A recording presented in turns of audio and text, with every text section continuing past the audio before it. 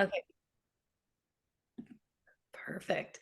Okay, well, just to respect everyone's time here, we will be getting started. Anyone who comes in, there's going to be a recording of this so you can watch that. Thank you so much for spending your Tuesday night at 8 p.m. when most of us are in bed by now, talking all things math. Um, I don't know if you can tell clearly, it's a passion of mine, and I've been doing this for over a decade now, really diving into the progression of how kids learn math and how their brain works. So just right now, just the ages of the kids. And if you have any challenge, we can talk about that. But I'm going to move into the agenda. So you can just pop that into the chat. Any challenging you might be experiencing. And I say that because we had a very different experience in school. It was very rote memorization and procedural. So you might be thinking, okay, well, how do I support my kids now though? Because before I was just, doing these algorithms and following these steps and procedures. What do I do? Right? We really want to develop that higher order thinking. What is next? So if you want to pop in a challenge, feel free to do that. And I'll make sure that I touch upon that throughout this workshop here today.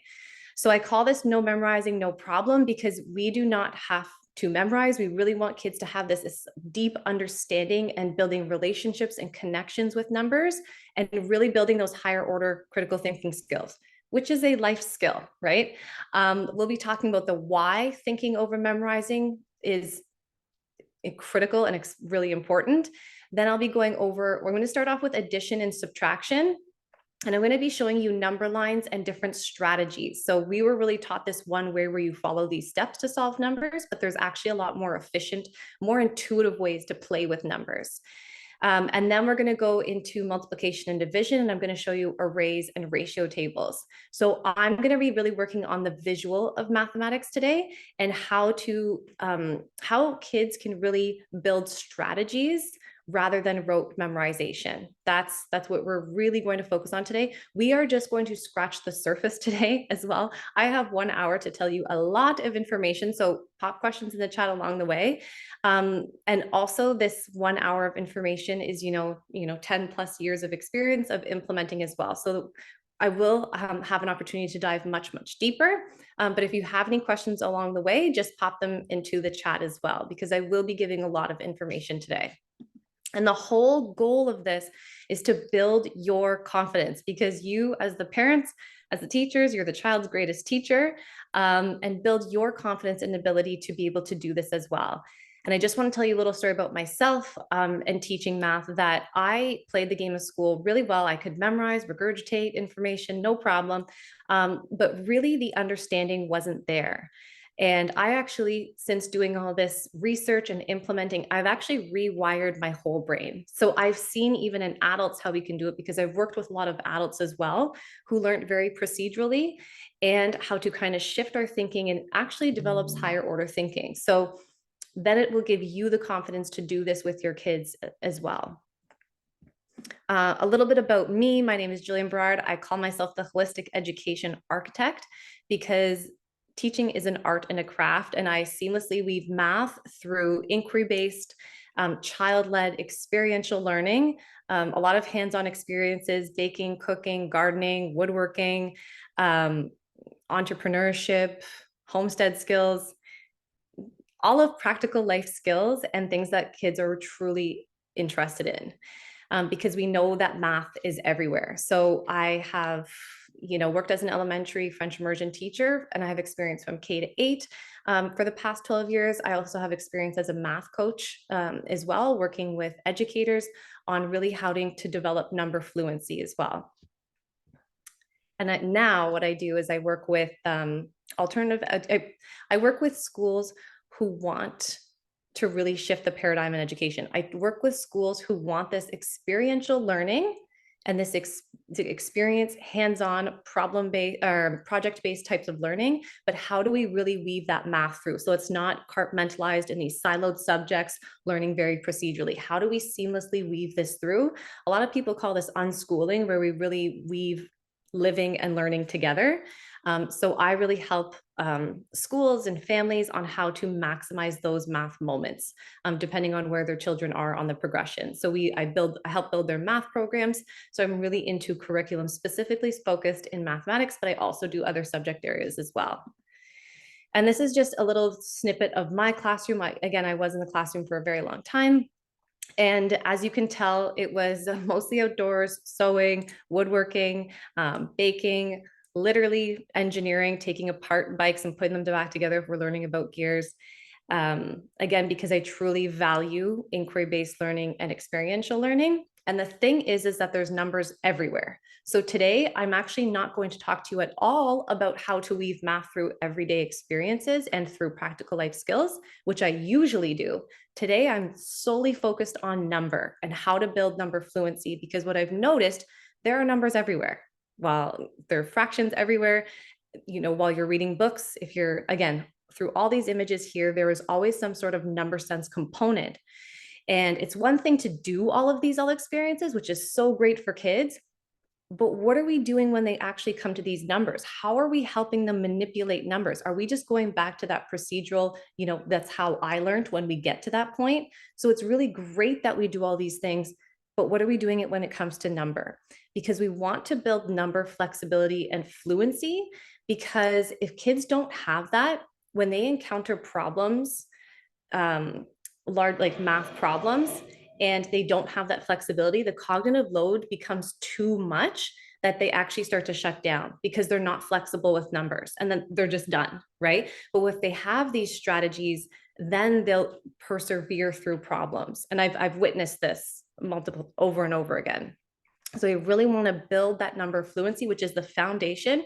And number fluency is in all strands. It's in data, it's in geometry, it's in algebra, it's in financial literacy, number sense, fractions.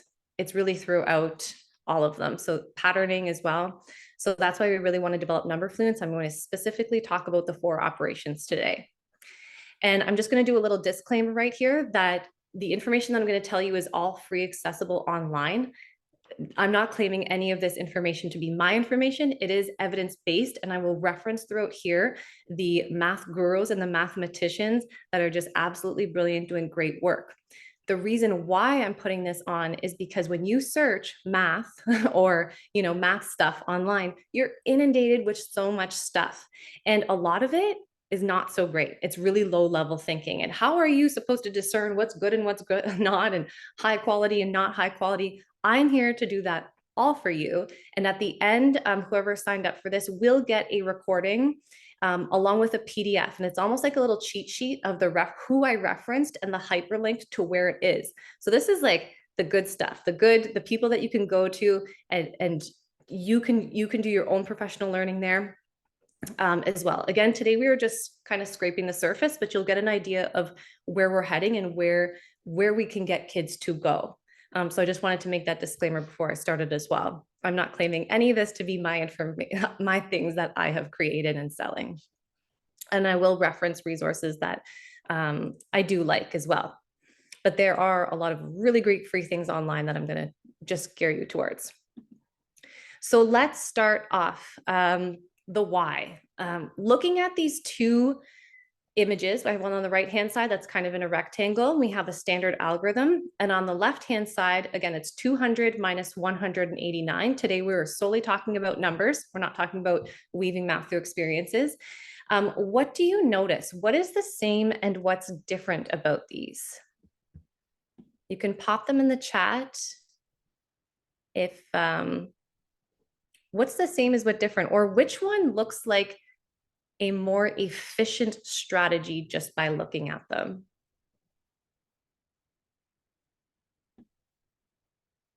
Yeah, the left-hand side, more visual. And this is what we're going to be really working on today, is the visuals, making math visual. On the right-hand side, I have the standard, we call this the standard Western standard algorithm. And you can see there's a lot of carrying over and borrowing and a lot of steps involved. And it works every time. I'm not saying it doesn't work. It does work every time. Is it the most efficient strategy every time? No, it's not. So we really want kids to build strategies. On the left-hand side, you can see that I have a linear model, not a vertical model, and this is called a number line. And in a number line, this person, whoever was solving this problem, this is something that I would do in my head. I started at 189, I added 1 to get to 190, and then I added 10 more to get to 200. So in 2 steps, I found the answer. And even by looking at on this linear model as the distance between two numbers, I can see visually that that's 11 in one step. And the reason why I'm talking about this, you can come at there's an image up there, you can kind of see a pin, kind of like a Google Maps. If you were driving somewhere and there were 5 different ways to get somewhere, and you were taking the longest route each time, wasting gas and spending more money, and someone said to you, you know, you can just go the shorter way, right? And save some money. Of course, you would go the shorter way. We want to be thinking efficiently with the least amount of steps. Doesn't mean it's the fastest person, but really we want to talk about the least amount of steps. And in this situation, it makes most sense to add up. And a lot of kids, when they learn the first way to do subtraction is to stack numbers and start on the right-hand side and start, taking down and carrying over, they get tunnel vision and that's just what they do. Like they don't even think of anything else. They don't see the connections and relationships between numbers. They don't see that we really want to bring in this linear model, which is actually very powerful and a research based that providing a linear model, kids can move up and down a number line. So we move up to the right and we add up, and we move to the left and we move down the number line. So the number line is a really powerful visual model, not just for numbers, but for fractions, decimals as well. So I'm going to show you today how to use these.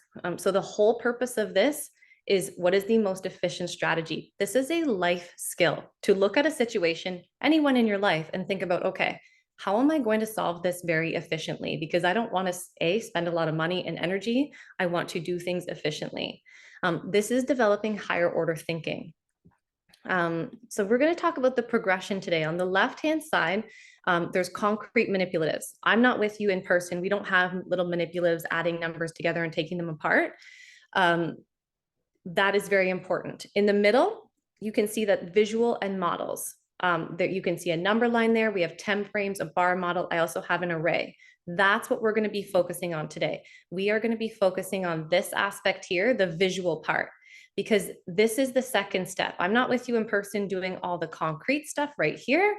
We are in this visual and models phase. So I'm going to show you what those are. And then eventually you get to the abstract phase where they can just manipulate numbers abstractly. What happened to a lot of us, a lot of people who think they're bad at math, it's actually they just learned something very abstract too quickly and they actually didn't go through the progression.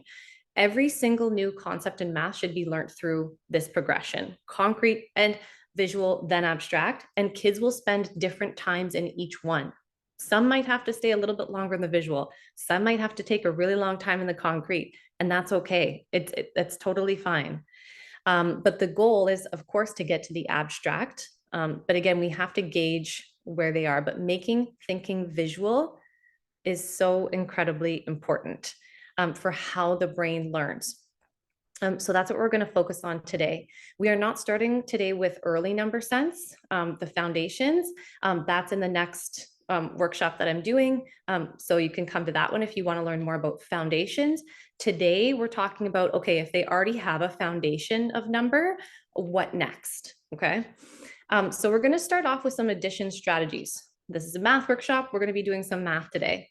So I'm going to show you addition strategies, subtraction strategies, multiplication strategies, and division strategies that you can use with your child without having to memorize any sort of facts. Because when kids get to memorizing, that's when the finger counting stays for a really long time because they don't have strategies involved. We really want to build their bank of strategies, and strategies are intuitive. Math is intuitive in us. To play with numbers is in us. And when we share our thinking, when a child says, this is how I added numbers, what are we doing as the adult to make their thinking visual? Especially if I have a group of kids as well, and someone tells me a strategy, can I make it visual so that another person can see what they did? Because kids start picking up on each other's strategies, and that's how we get to start thinking more efficiently. And the guide, the teacher, the facilitator, the parent can also make their thinking visual as well, so a kid can really understand what's happening. So we're going to start off, and I'm going to show you the progression. We're going to do these 3 equations together. So we have here 7 plus 9. I know you guys have a range of kids here. Do you have some of your kids, what would they do if they saw 7 plus 9?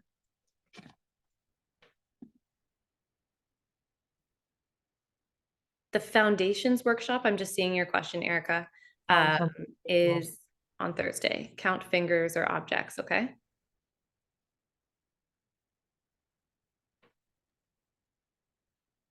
With smaller numbers, given my kids are young, we do a like number line, but on the floor jumping Yeah, there you go. Okay. because they're They would boys. turn 9 into 10 and then ask leftover. Awesome, Yasmin. Okay. And that's perfect. So I'm just going to model what those two things look like. Okay. I'm going to model a few strategies here, and you are going to get a cheat sheet of these different strategies that you can kind of keep in your back pocket, which is really important to have. Okay. So I'm just going to start off here that if I had 7, I'm going to show you a few different strategies. I'm going to use a different color. I'm going to use red. Okay. If I started at 7 and I said 7 plus 9, I really know that 9 is close to 10. So I can actually do 7 plus 10 and I get here, but I added too much. So I went over and then I just adjust. I have to come back one. So anytime I see 7 plus 9, I know it's 7 plus 10 minus 1, and I get to 16 here. That's a really efficient strategy, again, in 2 steps. Another strategy, it would be, Yasmin, you just said you would start, so one of your kids would start at 9 and go to 10, get to a friendly number. They would add 1 to get to friendly number, and then they would add, the rest here to get to 16. Okay, so this is what it would look like. I'm putting it on a number line for you. And it's important to draw it out what your child says. It doesn't mean that they have to know all of these strategies. That's not what I'm saying. Don't do that. But are they thinking efficiently? If they did 7 plus 1 plus 1 plus 1 plus 1 all the way through, or starting at 9 and doing the same thing, how can we get them thinking in bigger, larger chunks? The goal of this, and you can even tell your kids this, the fewest, largest chunks. So if I have 7 little ones all the way going up, or I have 2 larger chunks, the goal is to get to fewest, largest chunks. Okay, so then another strategy could be, well, I started at 7 and I know 7 plus 7. I know my doubles. A lot of kids will know their doubles. I know 7 plus 7, and in 9, there's a 7 and a 2. So I just have to add 2 more. So that's really important, knowing your doubles. If I know my doubles of 9, I can say, well, I know 9 plus 9 is 18, and then I can just take away 2. And you notice here that I am adding to the right and subtracting to the left all the time. Again, my writing isn't great on this little technology machine that I have here, but you can kind of see how it goes. We want kids to be able to move up and down a number line here. Another one is, instead of starting at the 9 to get to 10, I could start at the 7 to get to 10. So if I add 3, I get to 10, and then I can just add the rest here. I can add 6 because I know 3 and 6 is 9. And that's important too. They have to know their combinations with the numbers. They have to know that with a 9, there's a 3 and a 6 to be able to break it apart. So the goal is to get to a friendly number. So there are a bunch of different strategies here. There's doubles plus 2, doubles minus 2. I have get to a friendly number. I have over, and then I come back and adjust.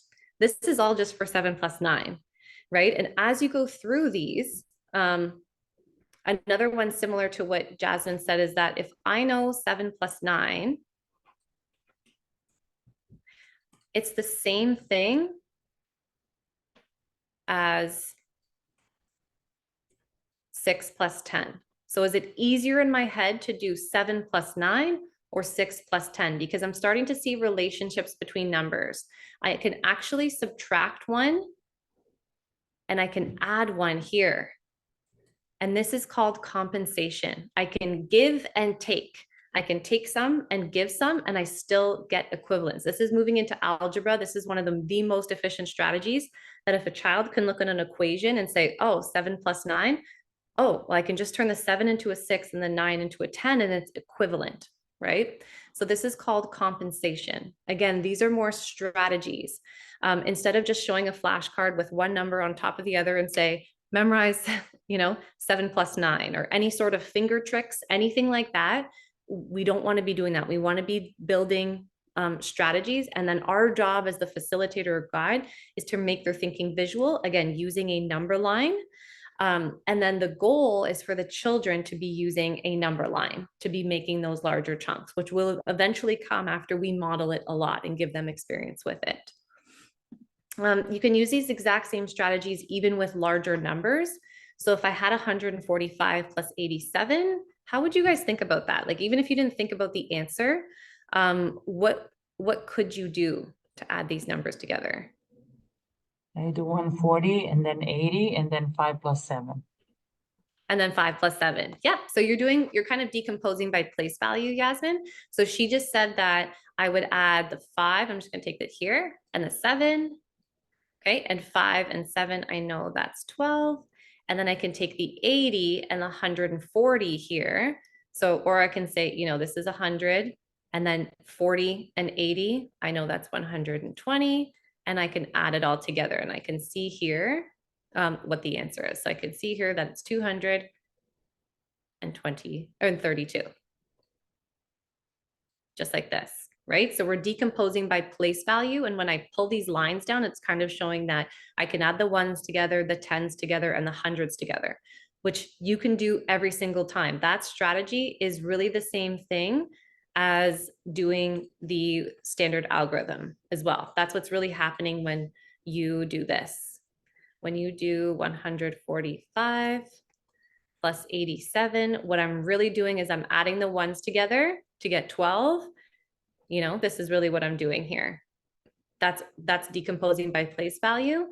If you are going to teach this way, I would suggest maybe doing an expanded form first. Just so they actually see what's happening. So if you do 80 plus 7, so do it in expanded form so that they can see 5 plus 7 is 12, and 40 and 80 is 120, and then 100 plus nothing is 100, so that they can see actually what's happening before you start, carrying things over like this, because that's when things get a little bit too abstract. So eventually, yes, and this works every single time, but we want to make sure that we kind of show this expanded form. And it makes more sense too. Yeah, exactly, right? Like, it's more visually makes more sense. Another visual I'm just going to show here is 145. Again, with my number line, I can see the number 87, and I know 87 is close to 100. So I can actually add 100. Oops, hold on And a second. minus the 13. Yeah, and then minus the 13. Perfect. Thank you for participating too. Okay, so I have 145 plus 100, I get to 245.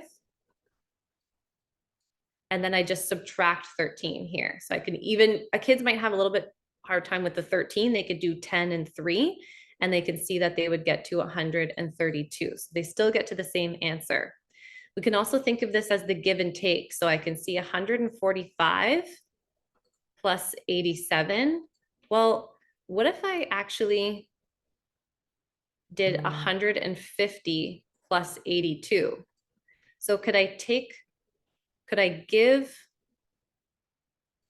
5 and subtract 5? So now I'm looking at relationships between the numbers. I can turn this equation into something a lot friendlier. It's a lot easier in my head to do 150 plus 82. Would you guys agree with that? Yeah, I'm getting a couple head nods there. I can see there like 50 and then 32 more. I can see that's 132. So we're working on compensation. So again, these are strategies. If you are going to do decomposing by place value, which is algorithm, always start with this by expanding the numbers. Also, you can think of it as strategizing on a number line, or this, again, using compensation, or people call it, Pam Harris calls it give and take. I can take some from 87 and I can actually give it to the 145. I can take 5 from here and give it there. And what am I left with? Well, I'm left with 82 and 50. So working on that compensation skill that we saw with 7 plus 9. So they're using these strategies even with small amount of numbers and all the way as you go up. Because then when you get to, even decimals, right? We're looking at decimals here. What would be the most efficient strategy to use. And the reason why I chose decimals is because you can see the progression. I'm going to use the exact same strategies, even though they're decimals now. So Yeah. yeah, does One's anyone want to share? Yeah. 6 plus, so 0.6 plus 0.8 first. Okay, yeah. And then 2 plus 3. Okay, so you would do 2 points. I'm just going to do this way. So you are decomposing by place value, right? Yeah. So you're doing 0.6 and the 8 together, and I get 1.4, and I do the 3 and the 2 together, and I get 5, and I add those two together, and I get 6.4. Okay. Something else that you could do is if I have 2.6, again, I always think like this. I don't usually decompose by place value, but sometimes I do, depending on the numbers. When I see 3.8, 3 and 8 tenths, I see that it's close to 4. So I would actually add 4 in my head to get to, to get to 6. Let's redo that. I would start at 2 and 6 tenths. And I would add 4. So again, this is going over. I'm adding over to get to 6 and 6 tenths, but I added too much. I added 2 tenths too much. I added 0.2 too much. So I'm going to go back to 6 and 4 tenths. So again, we get the same answer, but you can see that we're using strategies here. Another strategy that you could use is, well, if I started at 3 and 8 tenths, and I'm close to 4, so I can add 2 tenths and get to a friendly number because whole numbers are friendly numbers. Now I just have 2 and 4 tenths to add left. And now I'm at 6 and 4 tenths. So again, 3 different ways to get the answer. They're all pretty equally efficient in this sense, but we really want to think about how are the children adding numbers here. Instead of saying, okay, everyone, stack them up, make sure that those decimals are lined up, and of course, I'm going to show you what a kid always does because I've seen it. Whoops, that's 2.6, 2 and 6 tenths. Someone always does this because they don't understand place value or the actual magnitude of numbers, is they go like this. They go 6 and 8. Oh, that's 14. And then they go like this, and that's their answer. Right? So a lot of problems happen because you didn't line up, you didn't do this, you didn't put it in the right spot, so they're not even thinking about the numbers. They're just like, okay, I have to start on this side and then go through the steps. No thinking, tunnel vision. That's not what we want for our kids. Again, it does work every time once they do it, but I highly recommend focusing on strategies and teaching algorithms at the end. We want kids making those connections and building higher order thinking skills. And this is exactly why I don't teach the algorithm right away. Like I would leave it kind of for the very end thing to do because they're really decomposing by place value. If I were to show it, I would actually show it like this to start because really they're just splitting the number in the tens, in the ones and in the tenths in this situation. Because stuff like this happens and kids don't even understand the reasonableness of their answer. That like it doesn't even connect that, oh, that doesn't look right because they're not really thinking. They're like, oh, I did all the steps that she told me to do. And then they look at you, they're like, did I get it right? Did I get it right? No. Oh, right. So we really need to think about this. This is a life skill. This is why I'm so passionate about this, because if we start this from a young age, I've seen what can happen because I've been with students for a very long time where we do this on a daily basis. And what we're doing right now is mental math. And mental math is really important to do, to take time, 10 minutes, 3 times a week, every day, if you wish. And these are the addition strategies that we just talked about. Again, I went through them very quickly and I'm just touching the surface on them. And, the mathematicians behind this work is Pam Harris, Kathy Fosno, and Christina Tundervolt. Pam Harris, follow her on Instagram. She, on one of her posts, she literally has a whole packet, a PDF, your cheat sheet of all of these different strategies and all the visuals. This is gold. This is like this is my favorite resource. Everyone needs this in their back pocket, especially if you're working with kids. It gives you models on how to use this. I've been using her work for a long time. I've seen the incredible outcomes when you do mental math with kids. 10 minutes, it's like a 10-minute routine. And she calls them strings. That's why it said with sample problem strings. So on her website, I'm just going to show you here. These are her problem strings. A string is a series of equations, mental math equations. So we're not using any sort of devices, and it's to build strategies. And the problem strings you show, so for example, this problem string, you can see connection, addition to subtraction. So there's a purpose behind the string. It's trying to bring out a strategy on purpose.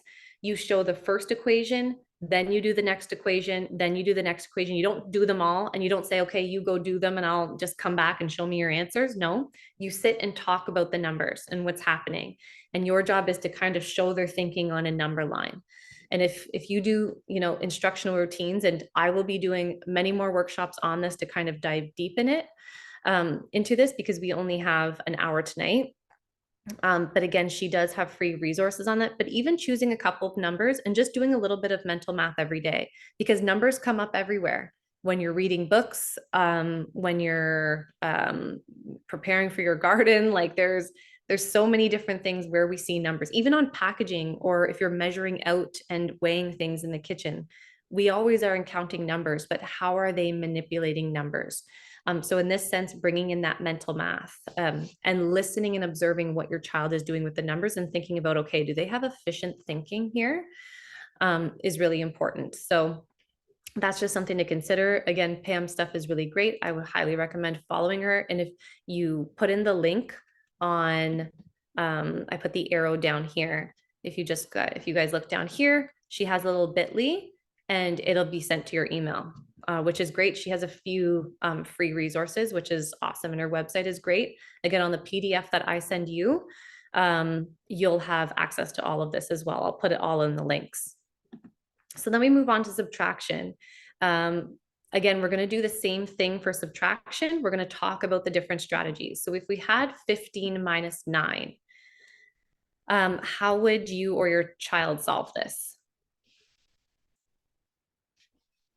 15 had 9 on hands and count backwards. Sorry?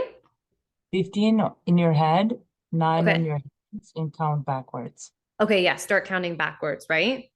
This is always a tricky one. I chose ones that are always tricky for kids. They're going to be using their fingers for this one for a long time. When we don't have paper, but when we All right. do have paper, yeah, we'll have lines.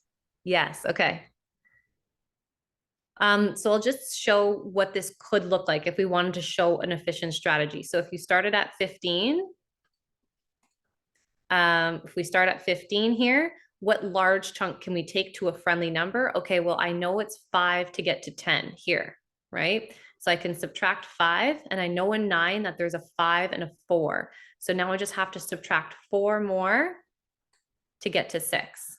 And I can see that's 9. So that's in 2 steps I can get there. If I start at 15, I know 9 is close to 10, so I could subtract 10. And bear with me with my technology here. I can go to 10, but that was too much. I subtracted 10. I was over.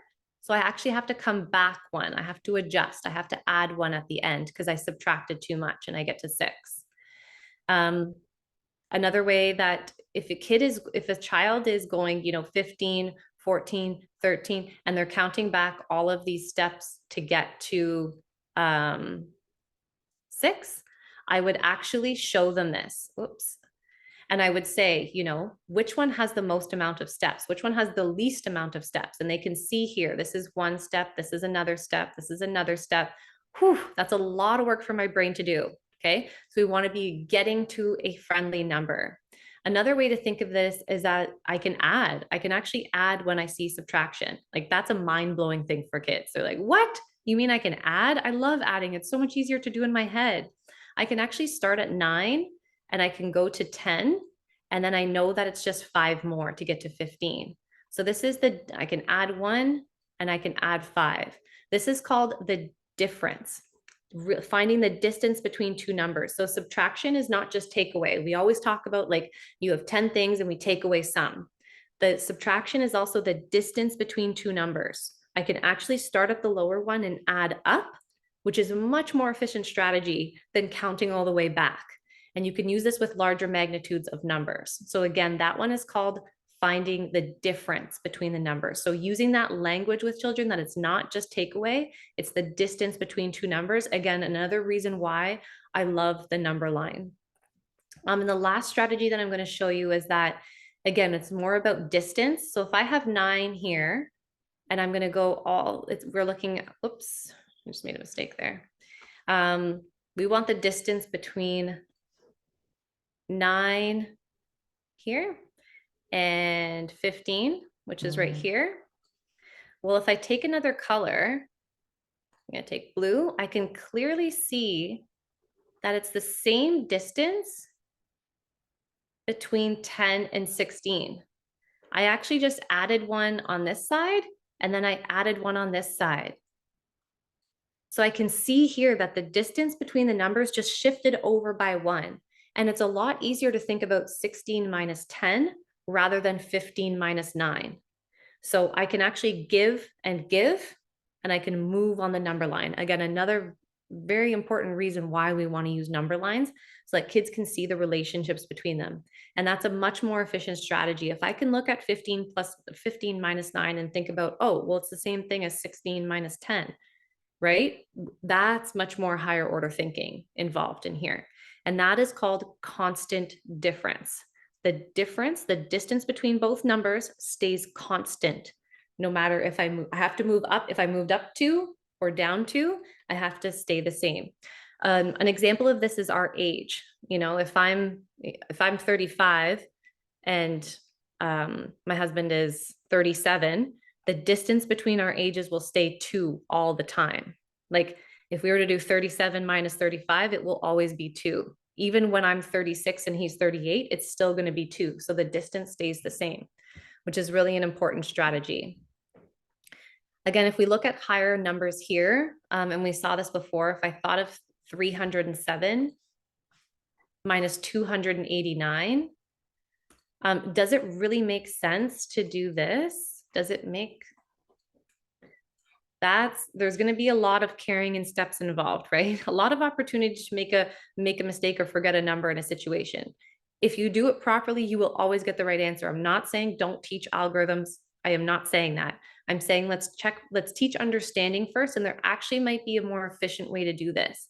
Because if I'm at 289 and I want to get to 307, well, I'm only 11 away to 300, and then 7 more to get to 307. And I know that that distance now is 18. So I can see that the distance is 18. Even if I'm at larger numbers, I can add up. This is a really great strategy for money when you're counting change. Always a tricky one for kids to do. If I start at the lower number and add up, I will find the distance between those two numbers. Again, another example of this is even when we get to decimals. Again, the purpose of me showing this is that you can use the same strategies for low magnitude of number, high magnitude of number, and even fractions and decimals.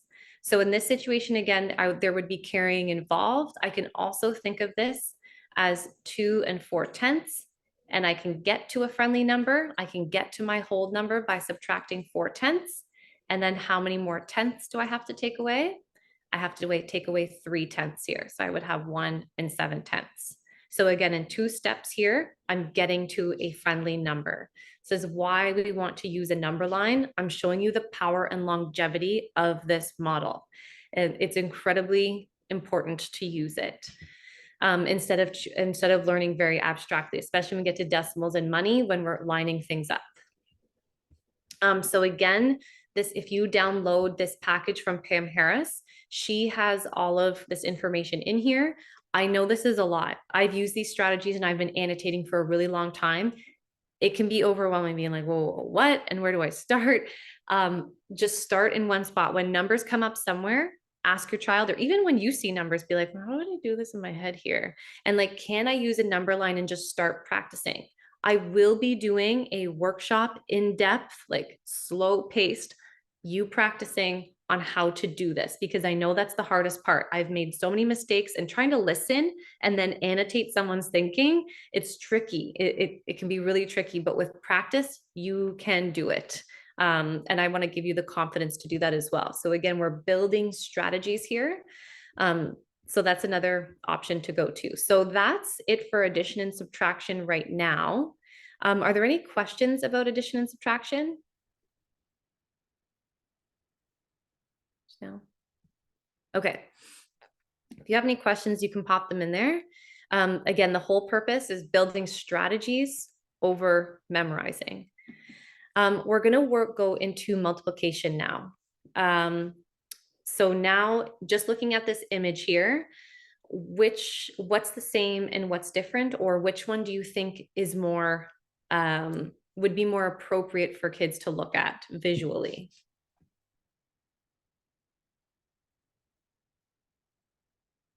He's pointing to the left. This is something completely foreign for me because I've always been taught to memorize, and I Yeah. have everything in my head memorized. Yeah, Yeah, thank you so much for sharing that, because it's so true. We were like drilled yeah, into our head what these yeah, were, right? And also thank you for being so like vulnerable, being like, this is kind of foreign to me. I'm not sure like on the left-hand side here what's happening. yeah, And there is a percentage of kids that can just look at numbers and memorize them. There is a very large percentage that will memorize them, but not actually understand later on with larger magnitudes of numbers what to do. Because if I memorize my 12 times tables, what if I have 15 times 17? You know, like, do I have yeah. strategies to be able to solve those ones? And Yeah, I was taught the same way. Sorry? I decompose those until I can't anymore, until it becomes bigger Yes. number. But the only thing I can recognize I'm doing, like I would say, quote unquote, holistically, is, and that's what I'm teaching Anastasia. For example, if I have like 4 times 9, and I would tell her, do 4 times 10, and then Yes. subtract 4. And I think I got her on board completely with the multiplying nines. Yes. She always does 10, and then she goes back 1. You But got ahead of me already. I'm going to be I talking don't know about how that. to do that with the other things. So I'm like telling her, rhyme 3 times 6 is 36, for 7 times 7, like it's just, I don't know, but No, and this is that's great. okay. That's Yeah, okay as long as we do some understanding as well. Because when we say those rhymes, again, those are abstract. They're not seeing anything when they say them. They're just, remember that progression, yeah, concrete, visual, abstract. We're going yeah, to be talking about the visual phase, and I'm going to be talking to you about the concrete. I love that you said, hey, use a strategy. Just do times 10 and then take away one group. I go over yeah. and I adjust, right? It's easier to go backwards because you're closer to the 10, right? Yeah. Yeah, so we're going to talk about that today. I'm going to dive into multiplication and division right now. So we're going to talk about that. Yasmin, thanks so much for bringing that up. And again, I am scratching the surface today on this. I am going to dive much deeper in workshops in the spring and summertime too, just for parents to support their kids through that concrete and visual phase. So on the right-hand side, we just have, a flashcard, memorize them, mad minute. Some people get anxiety when they see them too, because they're like, I don't remember, I can't remember all of them, which is so normal. Ask my husband. If I bring a math problem to him and I walk near him, his Apple Watch is like, his heart rate starts rising up. But if you talk, because he just had such a bad experience as it. But when I talked to him about his thinking, he has really efficient thinking, but he was almost told he was wrong, or it wasn't fast enough. So anyways, on the left-hand side is an array. So I see there's 4 rows and 8 columns. So I can see here that I could add and I want to find the area, the area of all these square tiles here. And we're going to talk about this model. So I could add 2 groups of 8 is 16, and I can just double that. I can see that very clearly here, that 16 and 16, and I have 32. So that's where we want to build strategies. And I'm going to talk about the multiplication progression right now. And Christina Tundervolt talks a lot about this, and Kathy Fosno, the landscape of multiplication, where to start and where to go, and how to build upon that. Because we don't just teach, your 2's times tables, then your 3's, and then your 4's. Like there's a very specific sequence to develop the number fluency. So in this situation, we have eggs in a basket here. There are 30 eggs in the basket. The first phase is kids just counting them, one by one. And then on the right-hand side here, we start putting them in groups so that I can count them more efficiently. I can count them by twos, but maybe I'm going to start put them in groups of 5, or I'm going to put them in groups of 6, and I can count those groups. So 5 groups of 6 equals 30, and 6 groups of 5 equals 30. And using this language as well is really important. And even writing it out. I wouldn't show a child the X multiplication symbol until they have this down pat. Write down groups of, so that they think of 5 groups of 6 and 6 groups of 5. So you can see here I have the circles with the dots in them. Underneath is a bar model. Again, I'm going to be talking about this in my other workshop on building number fluency, laying the foundation. A bar model, they're bars and they all equal each other. It's very self-explanatory, but I have a 30 on top. I have 5 groups of 6 and 6 groups of 5. They all equal 30, but you can see that it looks different. Okay, they look different, but they equal the same. Underneath that, right here, I have a number line again. So we're using the number line of skip counting, right? I can skip count.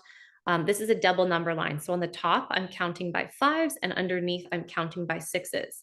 And a really important concept, crucial for understanding, is called commutative property. This means that I could multiply 5 by 6 or 6 by 5, and I'll always get 30. So it doesn't matter. The important thing to note, it looks different. So when it comes to context and when we're talking about actual situations, you know, if 5 people are holding up the number 2 or 2 people are holding up 5, it looks different, right? Just like if I had 4 dogs with 3 legs or 3 dogs with 4 legs, very different, right? So we have to think about what's happening in the groups of. So once that's laid down, they understand that multiplication is equal groups and that I'm skip counting. We want to move on from that because we can't keep skip counting with larger magnitudes of numbers. It's not efficient. So then eventually we want to move into rows and columns. So see all the dots in the 5 groups of 6. And I actually took these dots and I just put them in rows and columns. And I love eggs because eggs are in arrays, and this is called an array.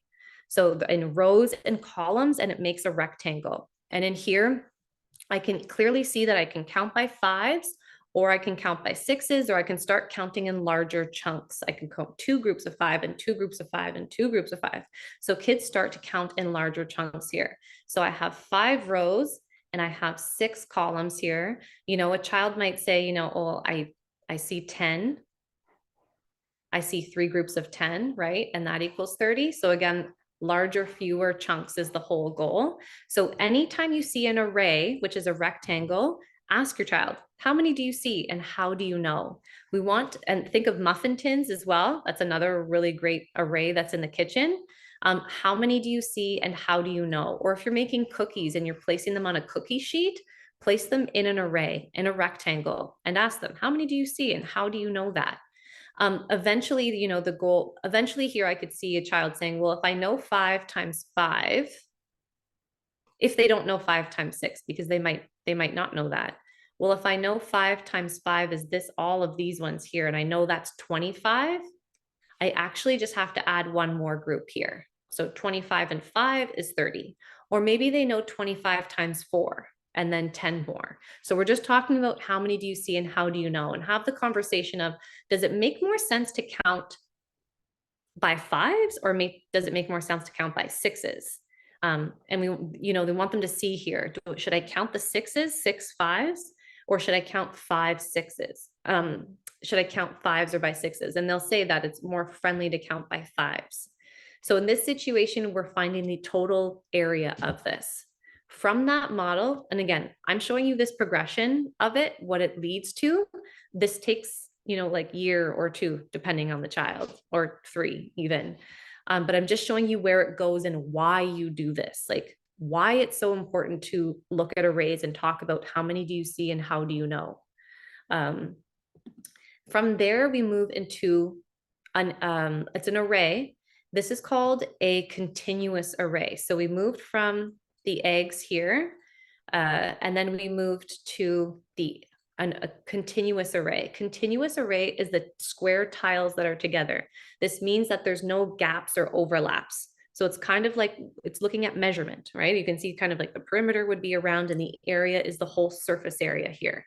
With the eggs, they're countable items and they're circular, there's still gaps in between them. So I really want to bring them all together so I have a full area model. So here again, I can take it and I have 5 rows and 6 columns, and we can still talk about how many do we see and how do we know. Again, it's always fewest, largest chunks. And kids need to know what a row is, and they need to understand what a column is, because then they will start to visualize, you know, do I add a column? Do I add a row, depending on what the multiplication is? And using that terminology with them is important. I'm going to show you how to use this. One of my favorite math manipulative is square tiles, to actually build arrays with the actual square tiles. So you get the hands-on experience, that concrete phase of taking lots of time to build rows and columns. And color coding, you know, I know 5 times 5 is one color and then one more group in another color. And I'm going to show you that in a little bit here. And from there, we move to the area model. So the goal is to get here to the area model, where we want to visualize rows and columns. But when I get to larger numbers, like 12 times 15, I can't divide it all into square tiles. It's going to take me too long to do. And we're talking about efficiency. So we want to visualize that there's rows and columns in here. And that's what we really want to use to do multiplication. And I'm going to show you how to do that. Jeanette, am I okay if I go over a little bit? Oh, absolutely. It was just Okay. kind of a guide, but Okay. it's amazing. Okay. Please I go will over probably a go little over bit. here. There's just some really important information coming up. So if I have 5 and 6, I'm still sticking with 6 times 5 because that's what we kind of started with here.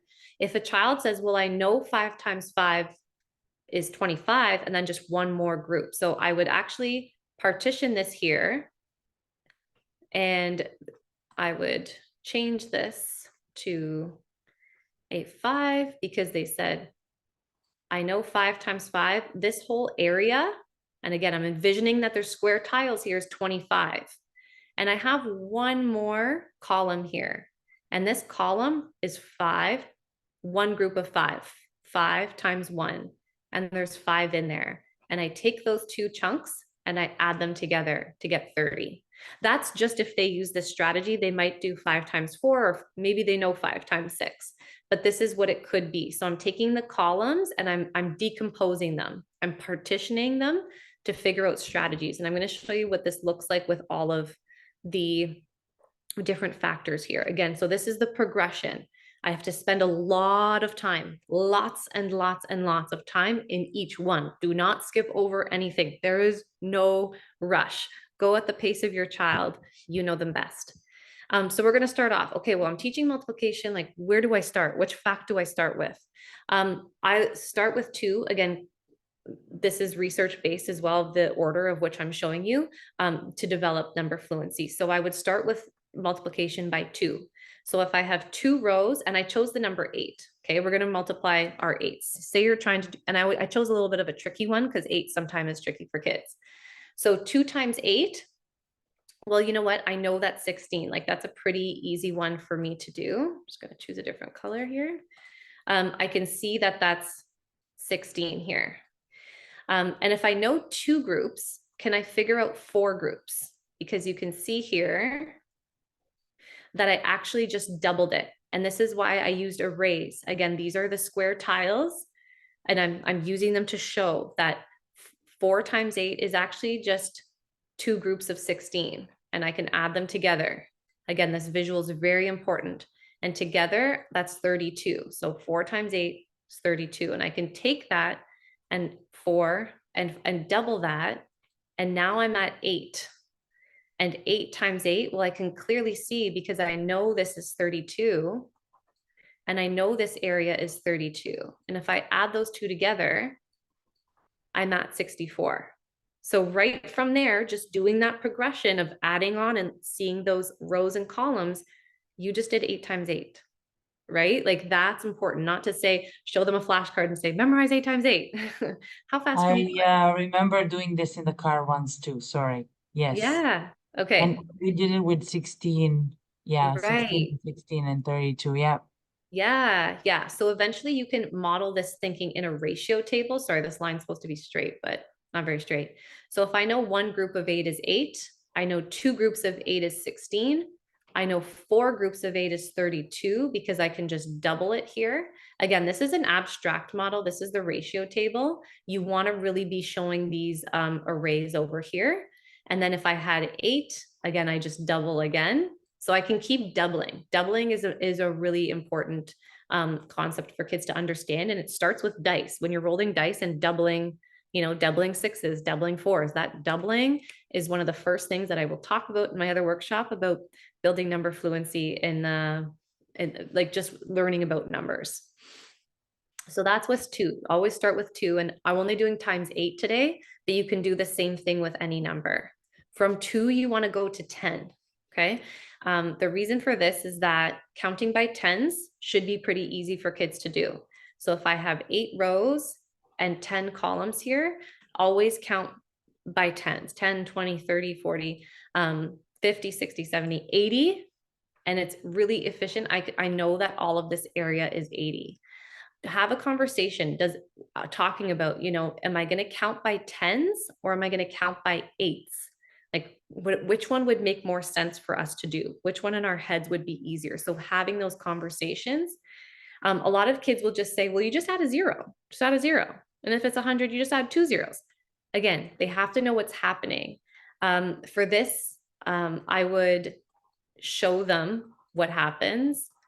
Every single time you count by tens, the ones column stays the same.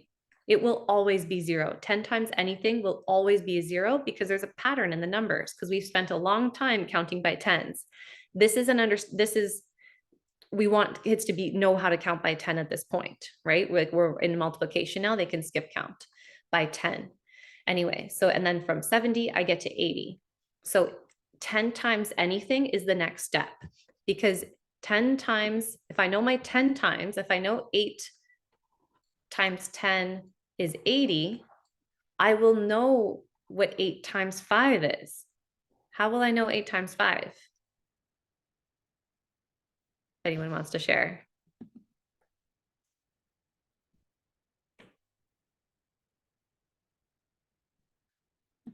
How will I know what 8 times 5 is? Just looking at this visual, like what do I need to do in one step?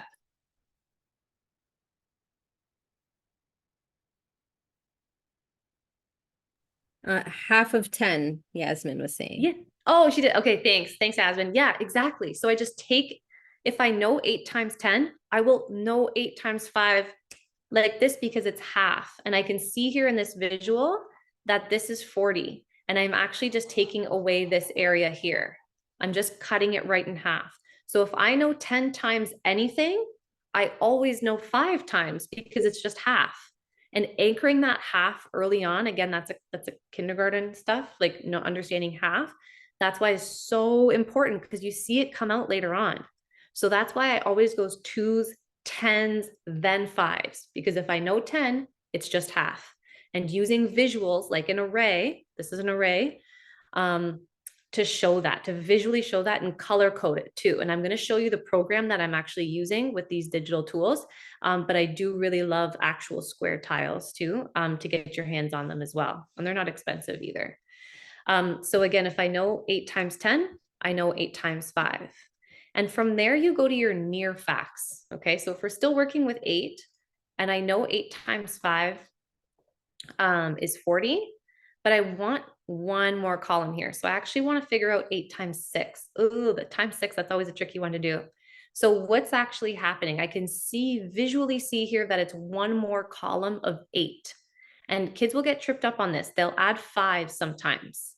They'll think, oh, do I add a 5 or do I add an 8? I don't know.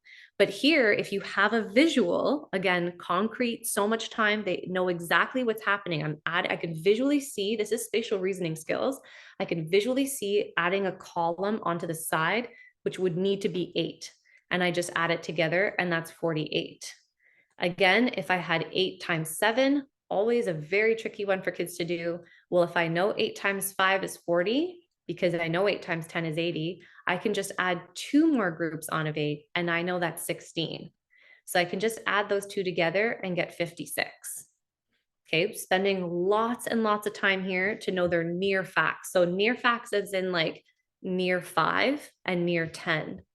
As just an example too, you can subtract rather than add columns. So if I have 8 here and I had 5 and I knew the whole total was 40, so I knew all of this was 40, but now I'm actually taking this one away because I want to just know 8 times 4, right? Like I could figure that out. If I just take this column away here, I'm subtracting 8, and 40 minus 8 equals 32.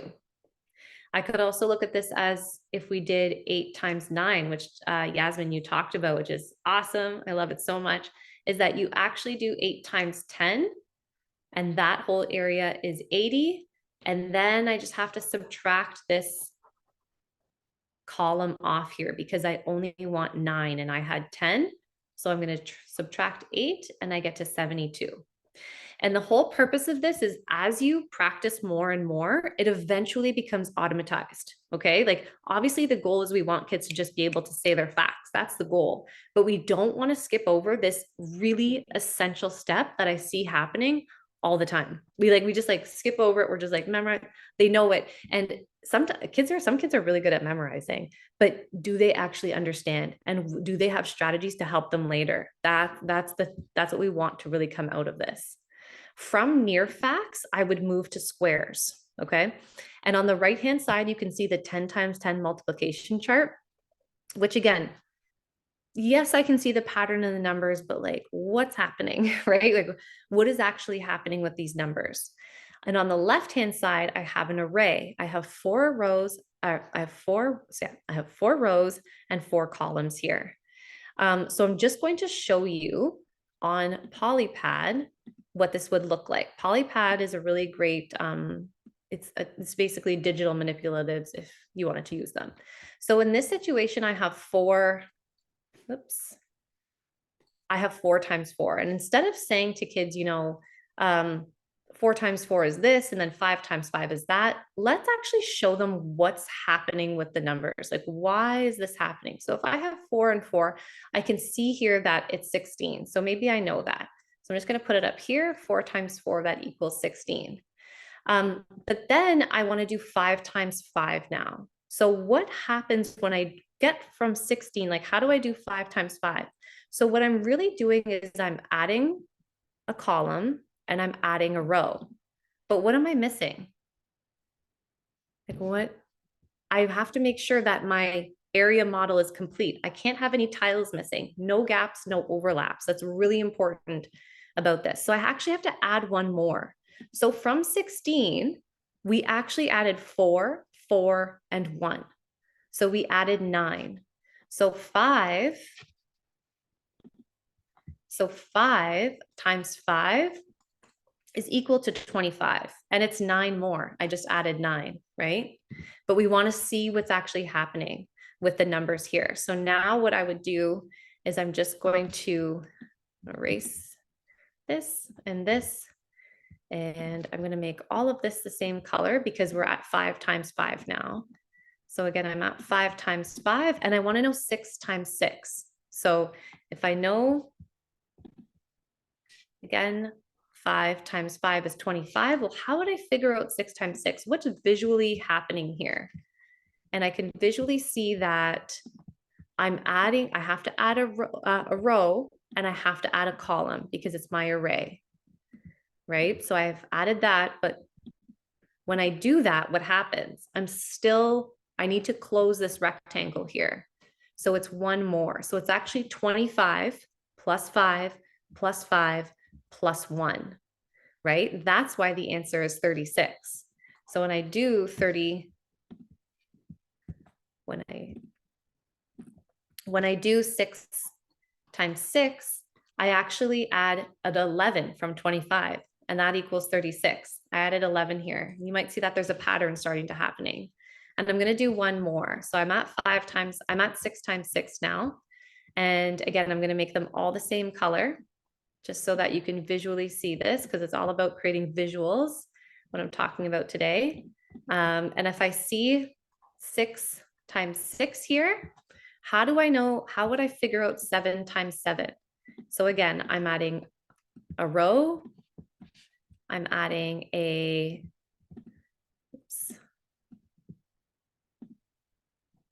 hold on a second.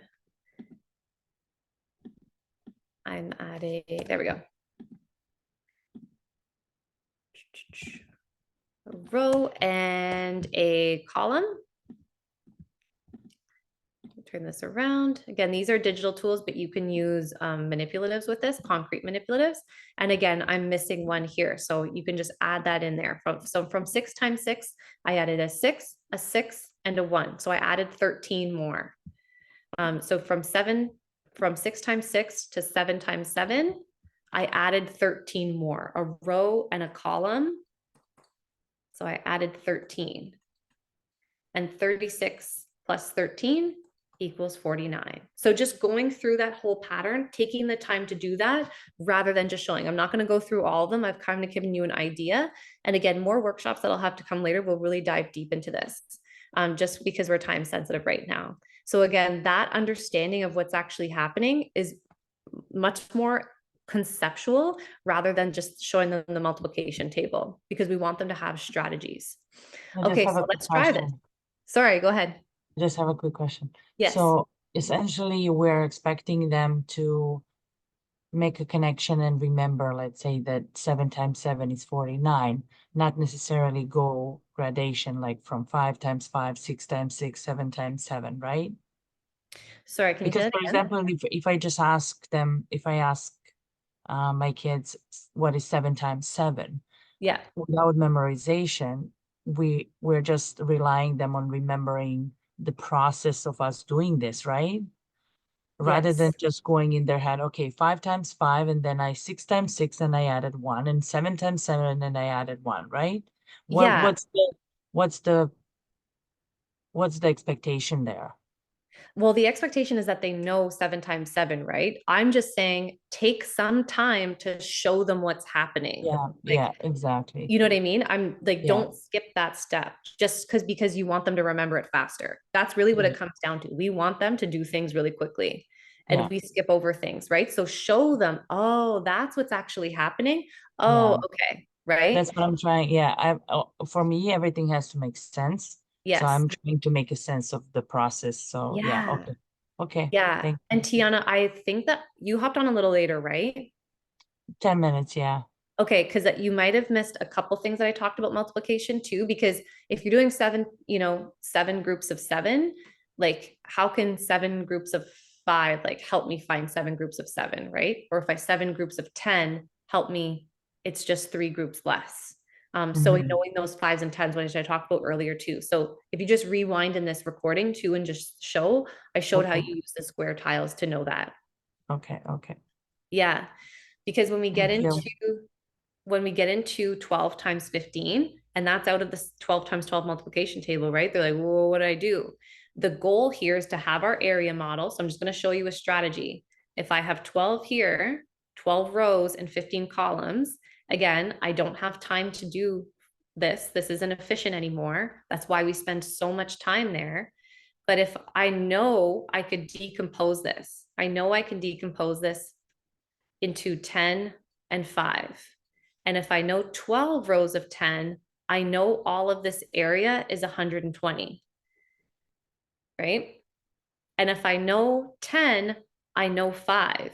So I know this area would be 60, 12 times 5. If I know 12 times 10, I know 12 times 5 and it's 60. So the whole thing would be 180, right?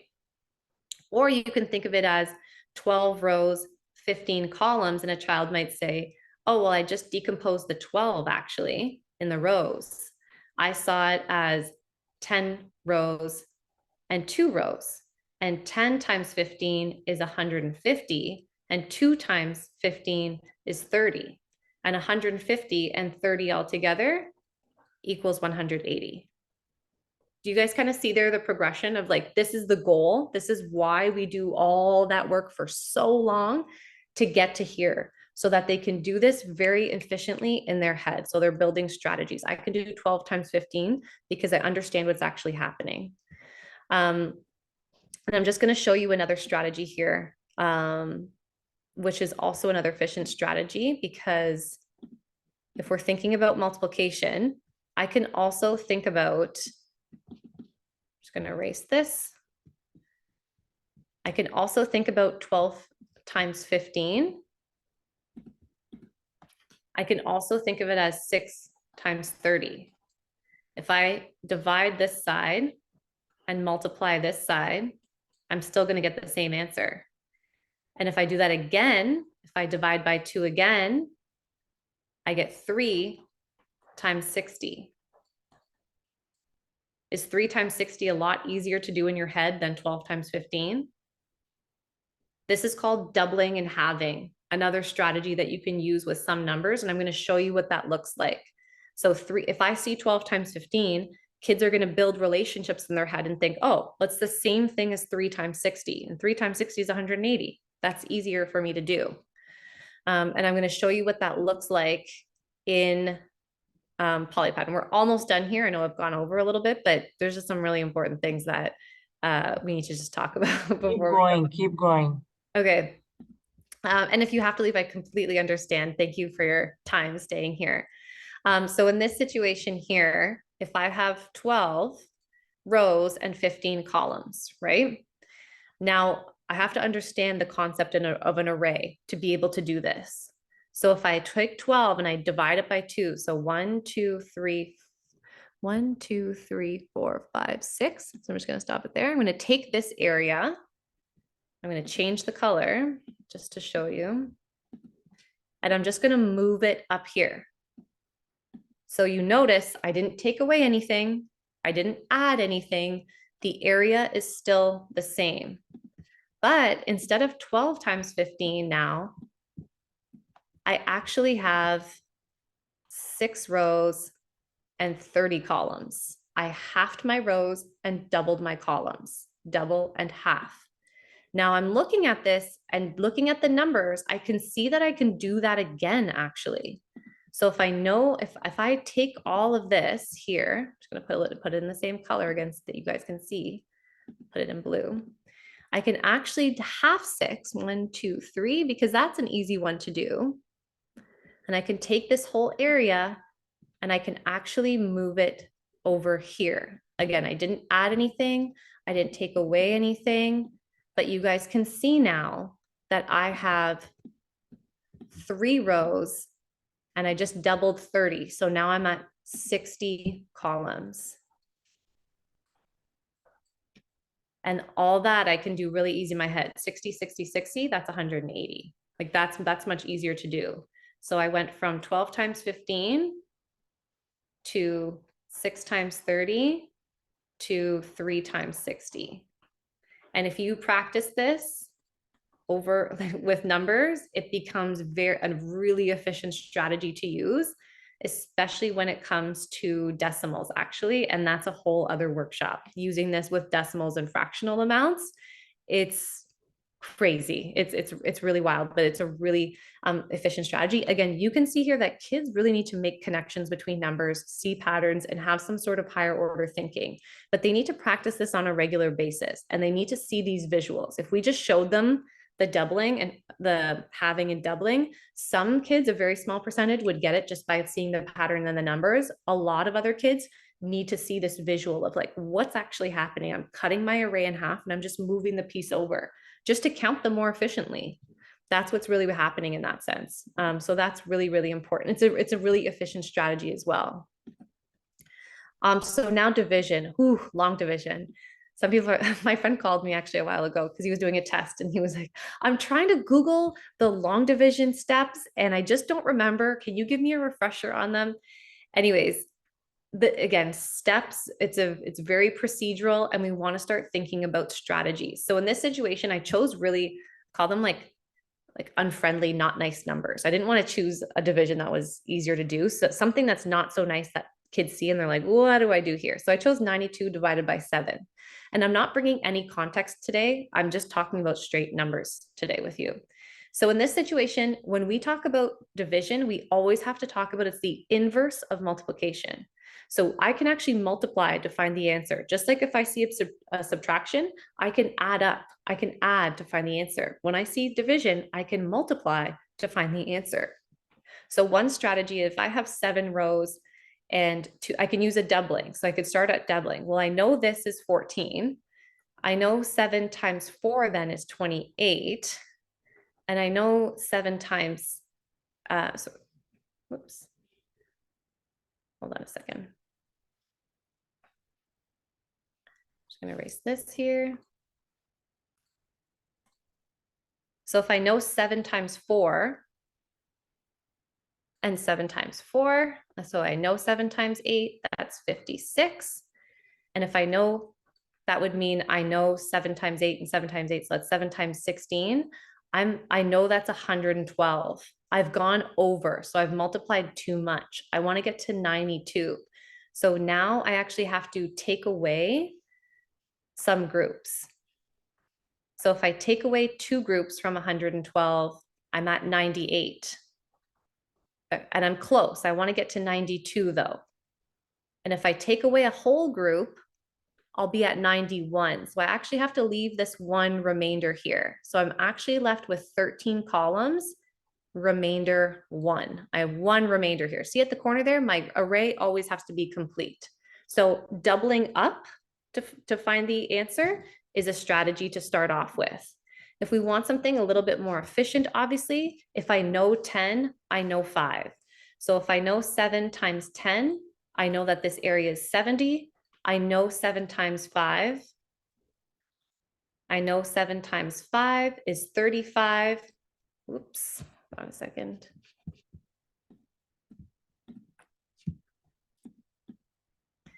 Oh my goodness.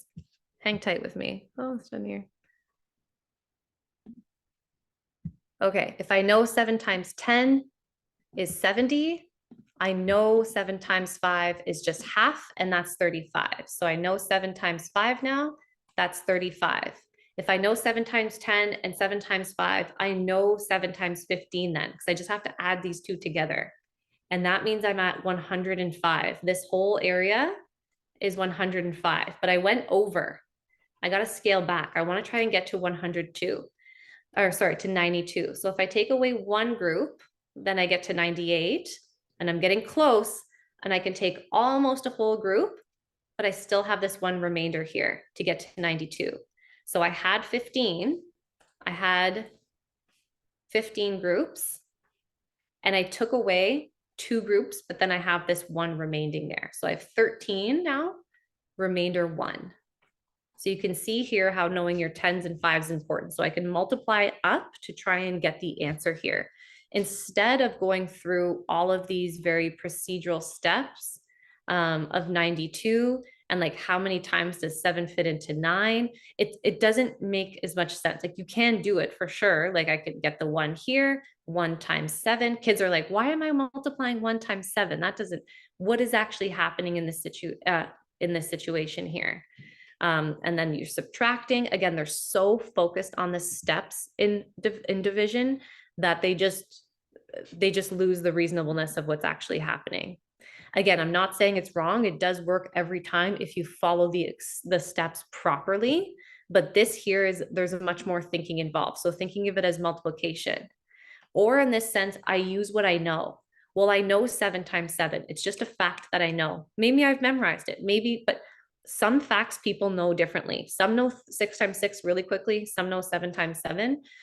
So in this situation, if I know this is 49, well, I could just double that.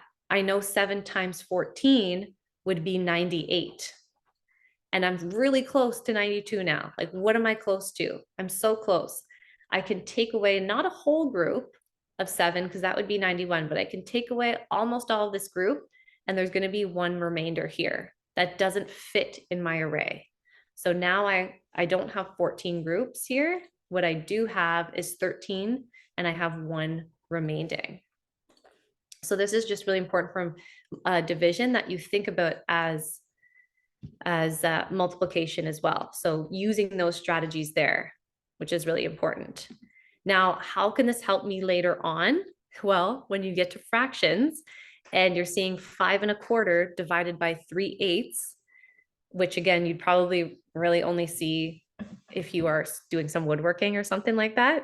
But again, oh my gosh, what is that? What do I have to do again? I have to change, flip, and multiply. Is that what it is? Change, flip, multiply, right? So figuring out these steps, well, what is actually happening with these numbers, right? I can think of it instead of thinking about change, flip, multiply, which will work, but what's actually happening? We want kids to know. Here, I can think of it of, okay, 3/8 times what equals 5 1/4.